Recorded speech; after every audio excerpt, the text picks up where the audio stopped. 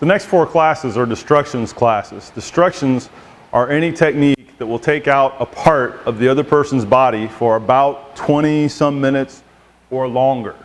And so that could be like a really nasty Charlie horse where it takes about 20 some minutes depending on the person, 20, 21, 22, 25, 26, before it kind of wears off and they're good, and they're good again. Or it could be like a crush through, you stomp their knee and their knee is shot out and it's never going to be right again. Well, that would be the longer part. And so it's going to be a lot of braking, a lot of pressure point striking, a lot of things that are going to basically make a part of the body inoperable or temporarily paralyzed or completely broken in some form. With that, we won't do as many technique, them throwing a punch or them doing this or that as much as usual. There'll be a lot more kind of show and tell. Here's the point. Make sure on your partner that you find that point, that you know where that point is. In each of the classes, and we're going to do them in the phase 1 here with the hands, with the elbows, with the knees, and with the feet, there's going to be in the range of a minimum of 50 to as many as over 100 different ones that I'm going to show you. There are more than what I'm going to show. My goal the first time you do this class, watch this, is not that you memorize, let's say I show you 75 tonight. I'm not trying to get you to memorize all 75. I'll be really happy if you memorize 12 that really make sense to you on the first run and that are natural for you or easy for you to do for whatever reason.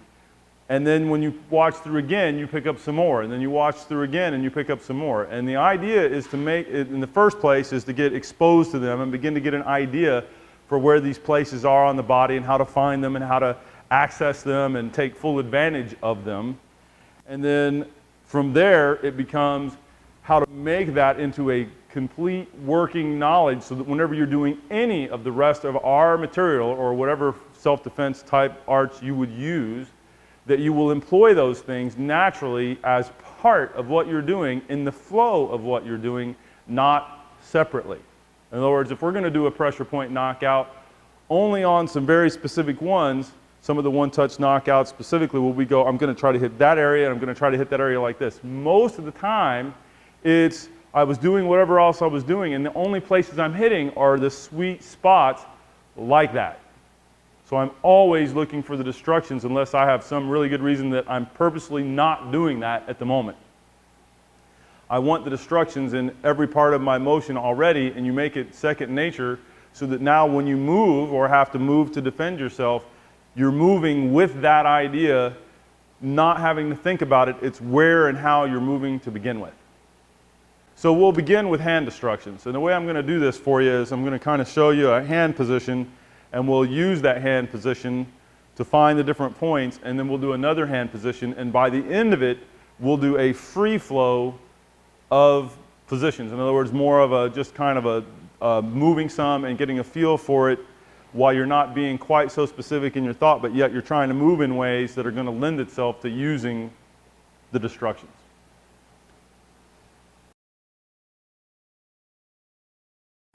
Okay, Bert, if you'd come on out.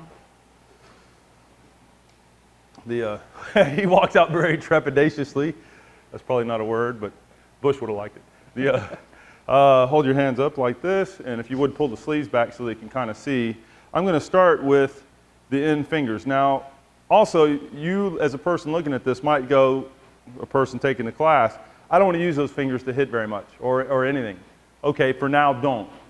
And then when I show the next set, you might be, oh, I really like those. Well, those are the ones natural to you right now. Use mostly those. I'm going to expose you to the wider range of them.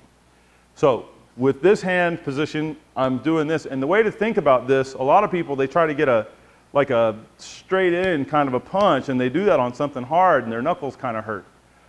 I don't recommend that most of the time. There are times when it is good to hit that way, but a lot of times you'd be better off to do that kind, the same way you'd knock on the door with your knuckles that way, and you can get a lot of strength out of that.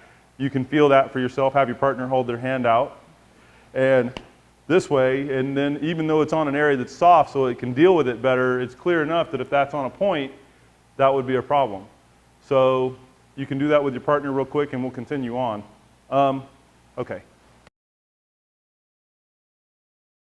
So, Bert, come on out here. Come over here. All right, so hold your hands up there. Actually, here, I'll trade sides with you. So, the first ones are, you want to take the area on the back of the palm here. Notice he's in a fist shape. And there's bones that run this way through your hand. You should be able to see them on your own or find them. And or like on mine, you can see them. You can see the bones on mine there pretty well. Yep, okay. And what you want to do with those ideally is there are nerves that run across these, and if you will cross those that way with exactly what I'm hitting him with, but even though that's not very much, am I right? That's kind of, yeah. And then the reality of this is, give me the flat hand over here, flat hand, is it's that through that. But don't do that, don't do it as hard as I did the other hand to your partner, but do it enough to where they're going, yep, it's firing off. You could also do